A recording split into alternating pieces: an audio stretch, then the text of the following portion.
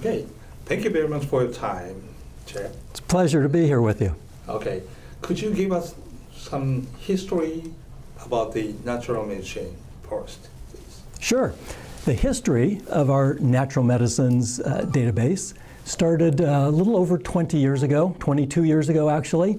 We have been publishing information about regular drug therapy to pharmacists and physicians for 34 years. And in that we focus on what everybody thinks of as regular drugs, the prescription drugs and the non-prescription drugs. And most of the pharmacists in this country, the United States and Canada, get that information from us, called Pharmacist letter.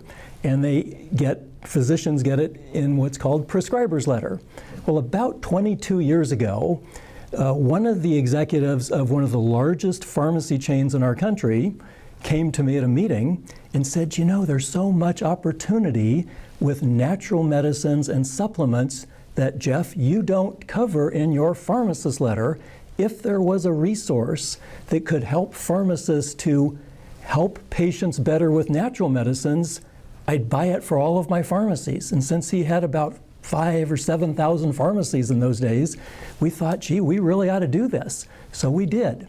And it took us 2 years to create that database, and then he bought it for all of his thousands of pharmacies, and by now every other national pharmacy chain in this country gets it, as well as National Library of Medicine and many big hospitals, etc. But that's why it started, because this executive leading a national pharmacy chain saw the opportunity for his pharmacists to use that information. So this pharmacist at that big chain saw the opportunity for pharmacists to do more for their patients, but also to get more pay for it, so that insurers and others would pay pharmacists to prevent interactions between these natural medicines and supplements with their regular drugs, to be able to use them better, to prevent some diseases, to help keep people healthier, to supplement some things that were missing in their bodies. All those opportunities,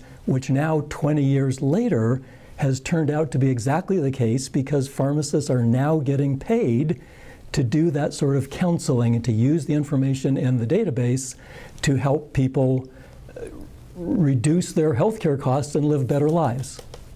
So could you give us the advice or some information to Japanese pharmacists?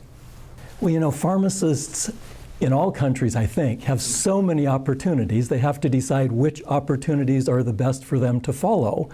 In our country, we've had wonderful success with pharmacists expanding what they do, making themselves more valuable to the healthcare system by providing quality of care rather than quantity. So we talk about pharmacists getting paid in the old days by quantity. How many pills did they put in bottles?